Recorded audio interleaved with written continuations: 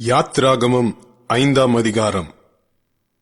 பின்பு மோசேயும் ஆரோனும் பார்வோனிடத்தில் போய், இஸ்ரவேலின் தேவனாகிய கர்த்தர் வனாந்தரத்திலே எனக்கு பண்டிகை கொண்டாடும்படி என் ஜனங்களை போகவிட வேண்டும் என்று சொல்லுகிறார் என்றார்கள். அதற்கு பார்வோன், நான் இஸ்ரவேலை போகவிட கர்த்தரின் வார்த்தையை கேட்கிறதற்கு அவர் யார்? நான் கர்த்தரை அறியேன், நான் இஸ்ரவேலை போக விடுவதில்லை என்றான். அப்பொழுது அவர்கள், எபிரெயருடைய தேவன் எங்களை சந்தித்தார். நாங்கள் வனாந்தரத்தில் 3 நாள் பிரயாணம் போய் எங்கள் தேவனாகிய கர்த்தருக்கு பலியிடும்படி போகவிட வேண்டும். போகாதிருந்தால் அவர் கொள்ளை நோயும் பட்டயமும் எங்கள் மேல் வரப்பண்ணுவார் என்றார்கள். எகிப்தின் ராஜா அவர்களை நோக்கி, மோசேயும் ஆரோனுமாகிய நீங்கள் ஜனங்களை தங்கள் வேலைகளை விட்டு கலையப் பண்ணுகிறது என்ன? உங்கள் சுமைகளை சுமக்கப் போங்கள் என்றான். பின்னும் பார்வோன், இதோ தேசத்தில் ஜனங்கள் மிகுதியாயிருக்கிறார்கள், அவர்கள் சுமை சுமக்கிறதை விட்டு ஓய்ந்திருக்கும்படி செய்கிறீர்களே என்றான்.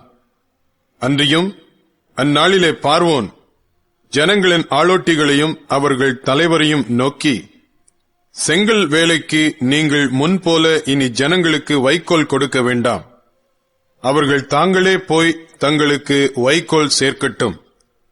அவர்கள் முன் செய்து கொடுத்த கணக்கின்படியே செங்கல் செய்யும்படி சொல்லுங்கள், அதிலே நீங்கள் ஒன்றும் குறைக்க வேண்டாம்.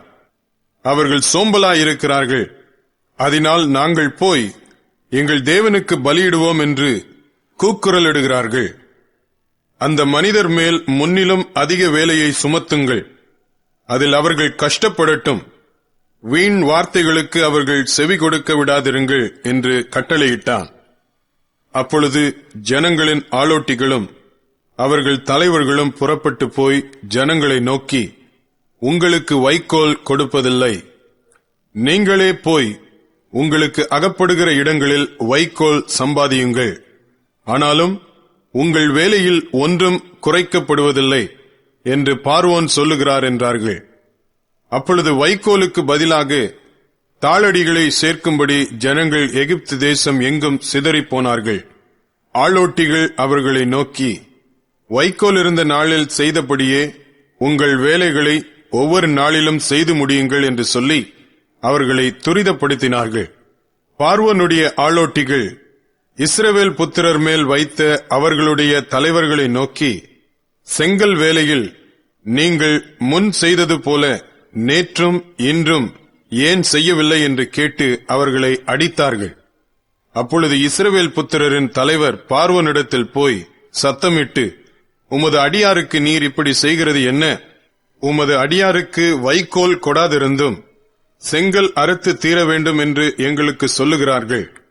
உம்முடைய ஜனங்களிடத்தில் குற்றம் இருக்க உமது அடியாராகிய நாங்கள் அடிக்கப்படுகிறோம் என்றார்கள். அதற்கு அவன், நீங்கள் சோம்பலாயிருக்கிறீர்கள், அதனால்தான் போக வேண்டும், கர்த்தருக்கு பலியிட வேண்டும் என்கிறீர்கள்.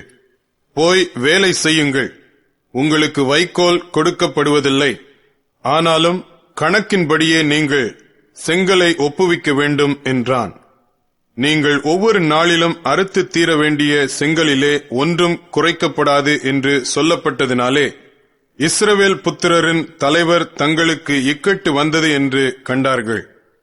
அவர்கள் பார்வோனுடைய சமூகத்தை விட்டு புறப்படுகையில் வழியில் நின்ற மோசேக்கும் ஆரோனுக்கும் எதிர்ப்பட்டு அவர்களை நோக்கி, நீங்கள் பார்வோனின் கண்களுக்கு முன்பாகவும் அவருடைய ஊழியக்காரரின் கண்களுக்கு முன்பாகவும் எங்கள் வாசனையை கெடுத்து எங்களை கொல்லும்படி அவர்கள் கையிலே பட்டயத்தை கொடுத்தது நிமித்தம் கர்த்தர் உங்களை பார்த்து நியாயம் தீர்க்க கடவர் என்றார்கள். அப்பொழுது மோசே கர்த்தரிடத்தில் திரும்பி போய், ஆண்டவரே, இந்த ஜனங்களுக்கு தீங்கு வர பண்ணினதென்ன? ஏன் என்னை அனுப்பினீர்?